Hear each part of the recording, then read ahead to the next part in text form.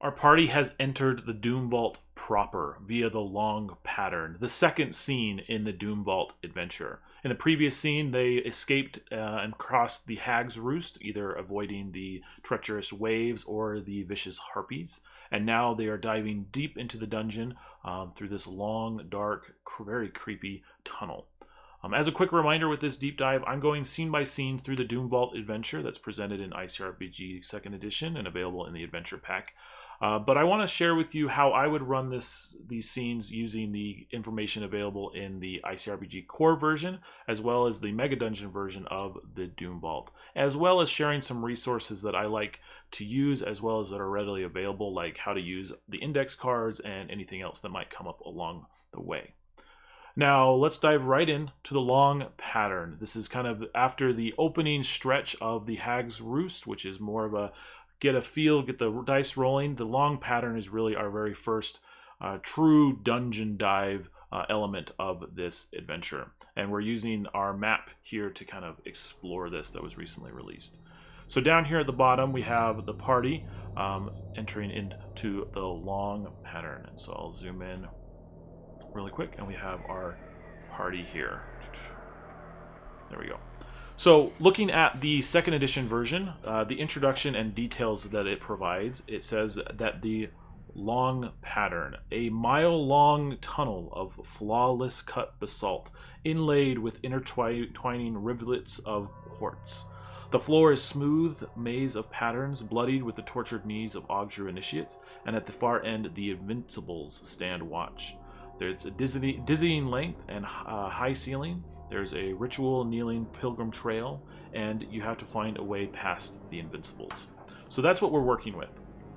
As before, one of the easiest ways to kind of dive into each scene is to start with the timers, the threats, and the treats.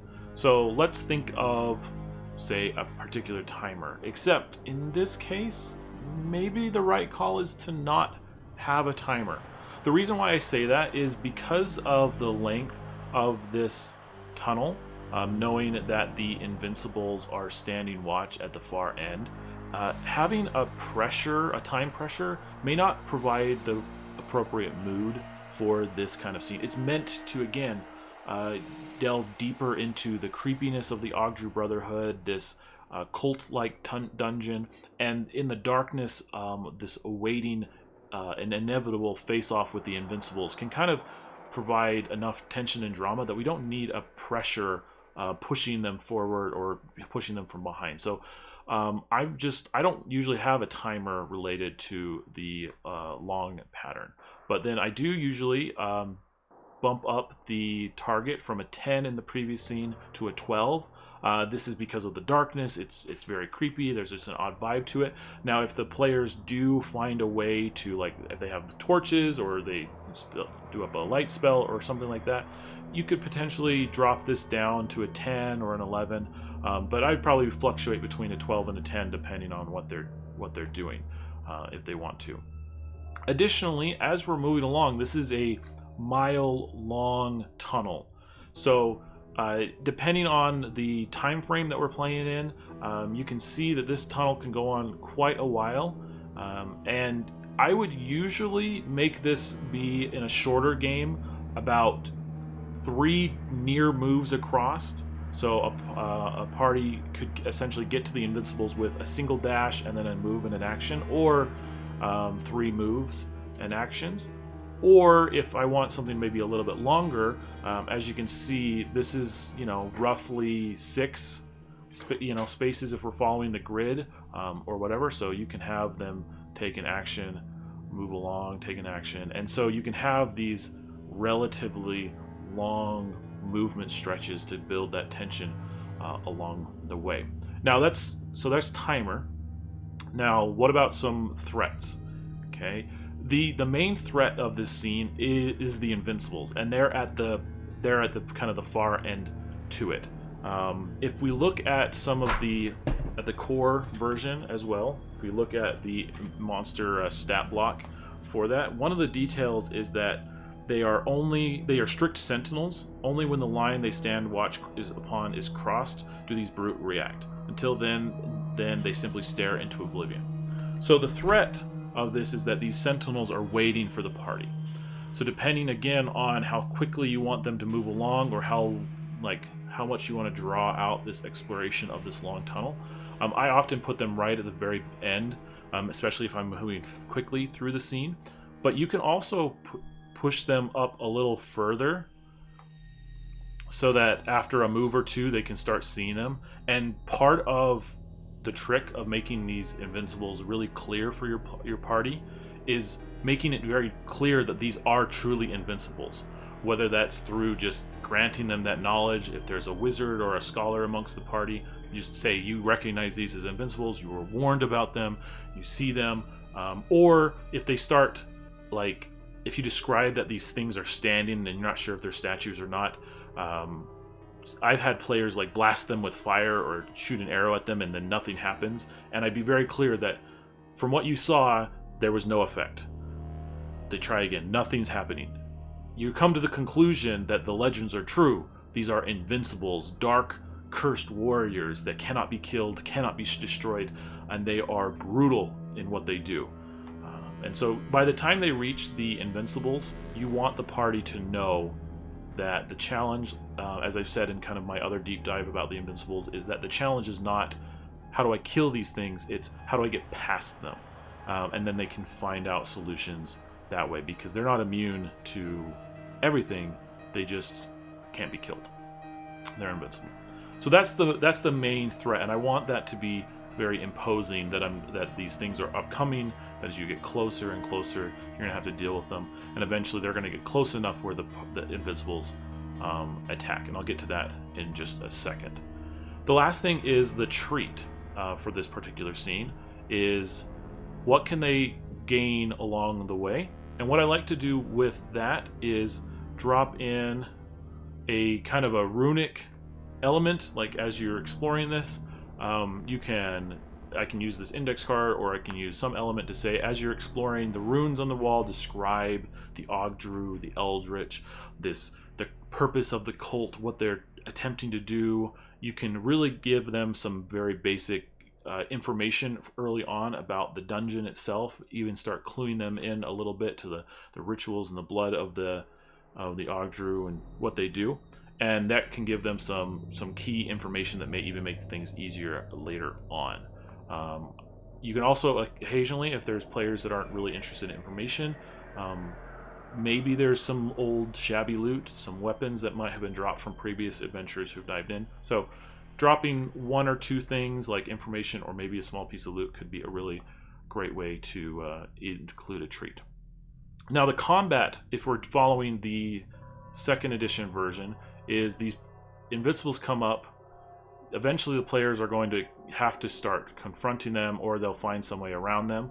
But as soon as they kind of cross the line, the invincibles are engaged, and they will remain engaged for the rest of the game, no matter what. They're just going to stay there, but they only move really slowly, so they're just going to kind of be following the players. And this gives me a really great timer later on.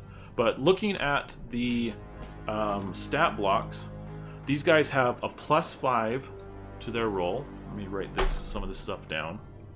Actually, I'll probably just drop this on the screen right there, and we can look at it. So they've got a +5 to all their rolls. They get 2 actions per turn. They have a broken weapon, which always does ultimate, which means when they roll effort, it's not weapon plus d12, it's ultimate effort. They just roll d12 +5. They also have Strangle, which gives you a hard strength roll to break free, or you take ultimate. This would be something where I would have a save, where a player would, if an invincible goes for the Strangle, they would roll a hard strength roll to try to avoid that, or they take ultimate every round in its grasp. And so the player is trying to use their action, their move to get to break free, or they take ultimate. Again, d12 +5. Shield Bash, take ultimate damage from this ram-like attack and be thrown far backwards. I really like the Shield Bash. I like to include that one because as the party is fighting, what you can do is you can have like the tank or the person who goes in really quick, they get Shield Bashed, they get thrown back far, take ultimate, again, d12 +5, If they hit anything while sliding back, in the case of the long pattern, it's pretty straight shot, so I don't have to worry about that, but they take an additional weapon. And this would be, because it's not related to the Invincibles, would just be a straight D6, not the +5 in addition. And the last one is if in combat more than 3 rounds, the Invincible yell for a low, raspy howl, its companion will arrive in 1 round to assist. So this is where you can make some decisions on how you want to play out the threat level of your adventure.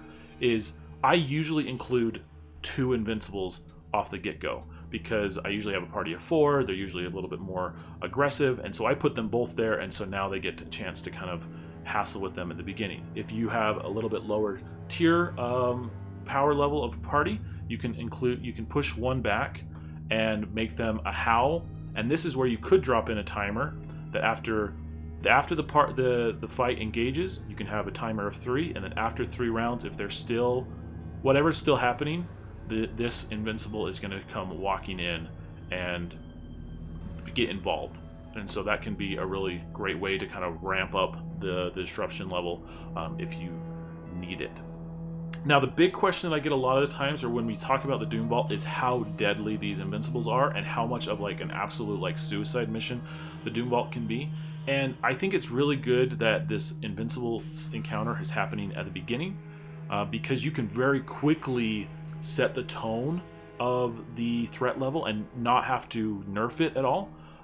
Because what I like to do is the few times that I have killed players, characters, while they're in this scene, they'll like get bashed and then get thrown down, and they'll kind of end up being dead, is I'll do one of 2 things.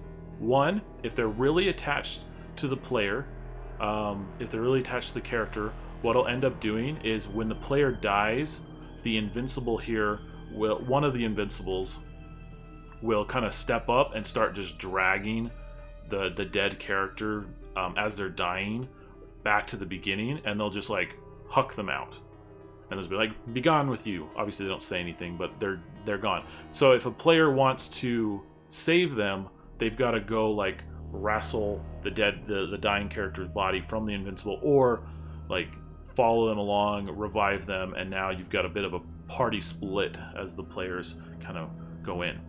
The other thing that I really like to do is that if the player doesn't really care, or if this is maybe more of a one-shot, what I can do is after a player has died, I'll have another party member, like they'll sit back and like in the round, they'll roll up a quick new character, and then they will like come rushing in, and it'll be a late character to the arrival, and be like, "Hey, sorry I missed my alarm clock. I totally forgot we were doing this adventure today."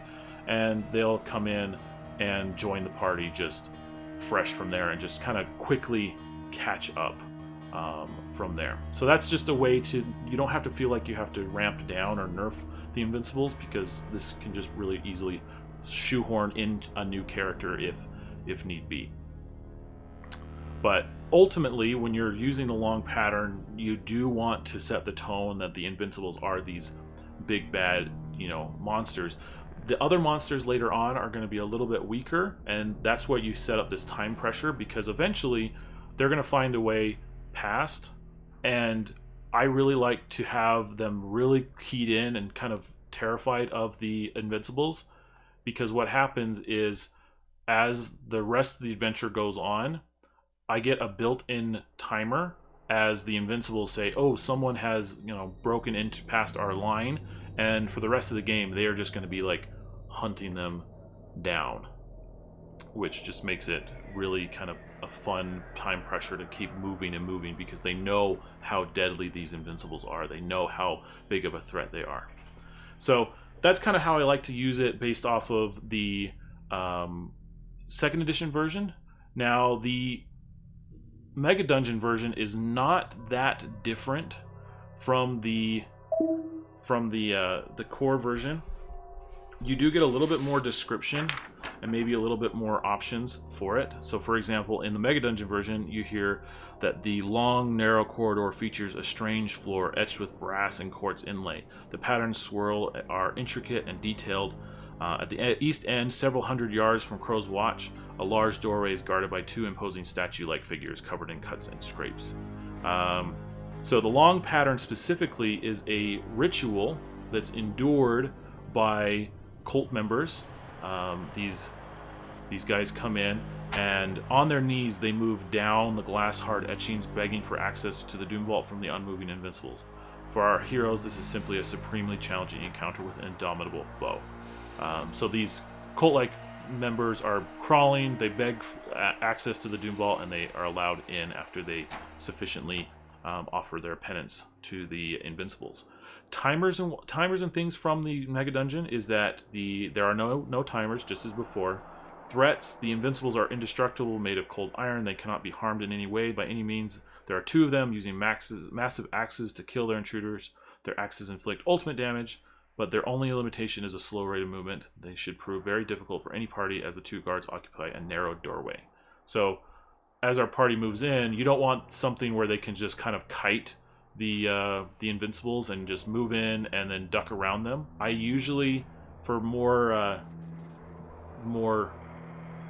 kind of dexterous characters, I'll make it either a dex roll or a hard dex roll. Like if they're literally just standing there waiting, it's a hard dex roll. But if this big guy here is engaged with this guy and this guy is dealing with him, then these 2 can maybe like duck and cover and with a dex roll make it through. Or I've seen it where they've just blasted a portal and been able to just whoop, we're just behind you now. It can be a really easy way to, like, there's ways around this. The treats for the room is, besides learning more about the Ogdru cult from the etching, this encounter is relentless and difficult, so no treats. So if you're following the Mega Dungeon version, this is about facing the Invincibles. Okay. But depending on what you want to do with it, as you look forward, and we'll probably lean back on this particular scene, is you can start foreshadowing some of the stuff that's about to happen in the rest of the encounters for the Invincibles. And so eventually these guys are going to make it past. They are going to start moving down, and then it's just going to kind of be a race down. I usually, when they're moving through the stairway down to the next room, I usually just kind of like, hey, we're here. If it's a tight game, it's, hey, we're going to start the next scene in the next room, or it's going to be like, hey, we're going to make a dash, get a little bit ahead of things. But then I'll roll D4, for example, and I'll tell them after they start in the next room, they'll have, okay, in 3 rounds, the Invincibles are going to arrive in the next scene, wherever they are. And then after those 3 rounds, they pop up at the entrance of the next scene. So in the Mirror Lake scene, they're going to be there, and then they're going to just start plodding along. And if they move past there, we'll do the same thing over and over again. So built-in timer is really great. Now, looking at some resources for building this scene, the big stuff is that the information for the Invincibles is not found in Master Edition. If you want the full stat block, which does give a lot of really good background information. Like, I love how they described the Invincibles. They're created by the blackest magic of the Ogdru Brotherhood. The most powerful warriors of Ire are turned into these indestructible wardens of the Doomvault. They can't be killed, burned, or disintegrated in any way, and know only the most basic drive to stand watch and repel intruders. They're inevitable. They are slaves to the Ogdru Brotherhood. So these creatures are created with a safeguard never to attack a particular master. This is usually an Ogdru monk or priest. They will completely ignore their master's presence, capable only of killing, not taking orders. So regardless, they can't be charmed. They can't, Song of the Mountain doesn't work on these guys. But you can use some of these details later on to feed into potential opportunities for players. And you will find this in future scenes. But I really like how they presented it. But you do need either core, or you do need the free adventure, which is available on the community site, so you can grab the stat block. Otherwise, I usually just stick to really basic stats for the Invincibles of, like, we'll just do the +5, +5 on all rolls, and then they get 2 actions. I think those are just really standard there. And then a lot of the times it's just sticking to ultimate, and you can you can introduce that ultimate damage in a lot of different ways. It could be the broken sword, it could be the shield bash, it could be the strangle. If the party is just like romping on them and they're doing fine, you can escalate it to, you know, doing 2d12 if they like break their sword, or do even more things. Like you can tweak these however you want. Now for the index cards, what I end up doing is just as before. I'll drop in on the table. I'll have the entrance to the long pattern, and then I'll set up the same thing. I'll set up some hallways, and this will again be however long I want it to be. It could be 3, it could be 6, it could be 8, however much I want. I will drop those in there, and then one of them I will typically put down as this runic hallway to represent doing some investigation, give some reminders to like give some background lore about the scene. And then eventually I will also, you know, set out another entrance way that can be like, okay, now you're back here, you've made it past, and you're now diving down into these stairwells, moving through it. So fairly straightforward. The long pattern is really another great opening to the Doomvault. I really like how the Hag's Roost builds into this just kind of flavor, just get the rolls rolling, and then you're presented with this puzzle right off the bat that can very easily be moved around if you're paying attention rather than just going in for a tank and spank. But it does set a really good tone for it. My advice for running the Invincibles is, I know it's hard and it feels like you're just going to kill your players with these suckers, but you gotta just make them Invincibles. You gotta treat them like they are. That's, you know, don't nerf them.